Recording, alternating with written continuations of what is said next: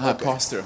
Yeah. Could you teach me how you started your church and then multiplied those services to some 40 services now in the city? Do you have to maintain a father-sonship relationship? How do you maintain the vision? And if you could build one large congregation, would you pull everybody back together? Okay. Now, that's a very good question. Now, let me say that God pushed me to the point where I had to do that, having churches all over the city. The first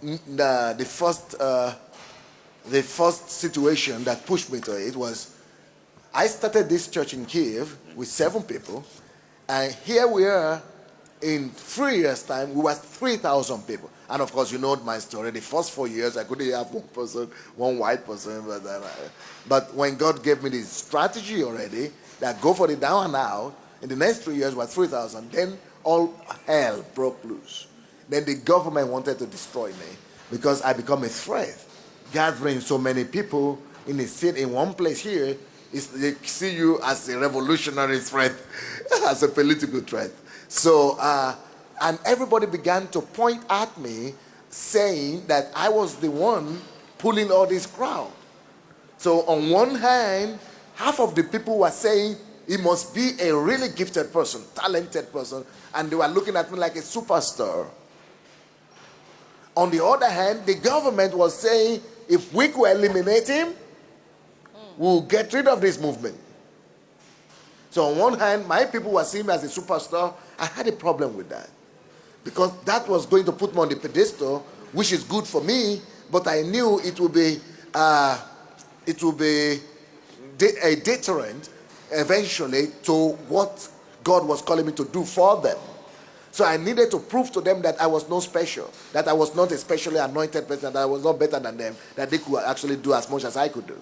So on one hand. On the other hand, the government wanted to destroy me, eliminate me. And I needed to do something quick to prove to the government that it's not about me, it's about Jesus. That same Jesus could be in him, and still do the same thing.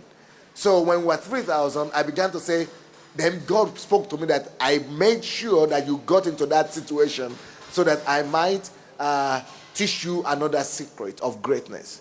That you are not great yet as long as you are the only one pulling all this crowd by yourself.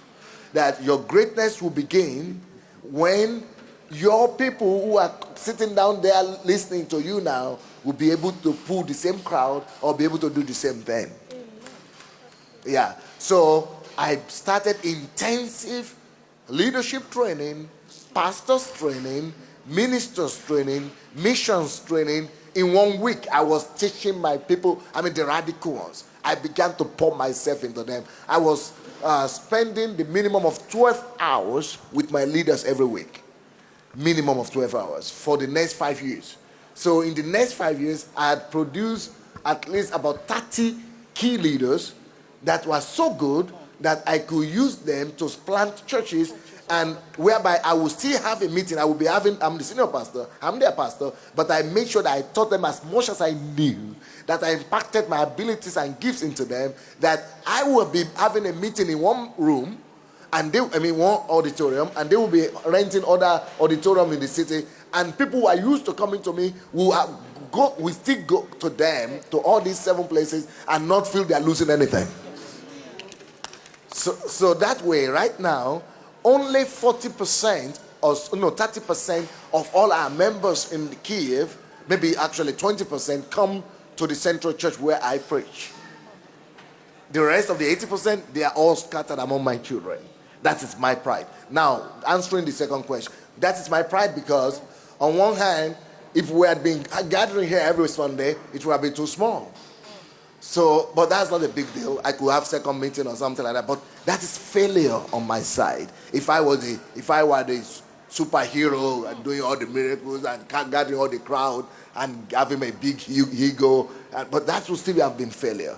So, but now we're having 40 services in 30 auditoriums of little Sundays. So I don't attract a lot of crowd at one time to intimidate the government. Then I still have churches gathering together at the time when I'm gathering some thousands here. So others are gathering hundreds or thousands all over the city, and they are good. So if they eliminate me, people will still keep on going to those ones, because even when I was around, they were still going to them anyway. And they won't eliminate you. They won't eliminate me. You're right. So now, how do you maintain the unity of the Spirit? That is very key, because when you do that, everybody was telling me that because the way I started this church is we had 3,000, then I pull out 200 and gave it to one of the first one. I pull out another 200, gave to another one. Pull out another 300, gave to another one. Pull out another 500, gave to another one. And I was thinking, hey, this was going to shrink. This was going down. This was going to go. But it never did. Huh? Yes. God is faithful. Yes. The more I was giving out, the more we were increasing. We were 3,000 now. We are 25,000 in one city. Yeah. Not all of them are equally as gifted, but still, we are no more 3,000, and we are just 3,000 when we started. But then I've been multiplied. Yes. I've been multiplied. Anyway, but how do we maintain the spirit and the unity of the Spirit? Number one, I will meet, especially before I began to travel extensively, I will meet with these my pastors, all these my senior pastors in the city. I will meet with them at least.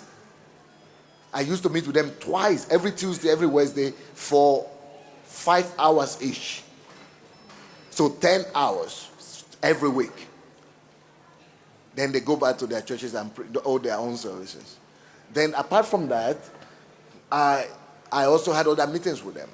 So I did that for like 6 years. 10 hours with them every week. Training, teaching them, and imparting to them.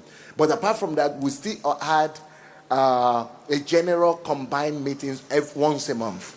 We still have that up to now. So all these churches come, not all their members come, but at least the core of those churches come together once in a month, and the pastors. So they are able to listen to the senior pastor. That's how we maintain the unity. Thank you. If we build our building, we will not bring everyone back. We will believe God by faith that God will fill that other building. Amen. Yes.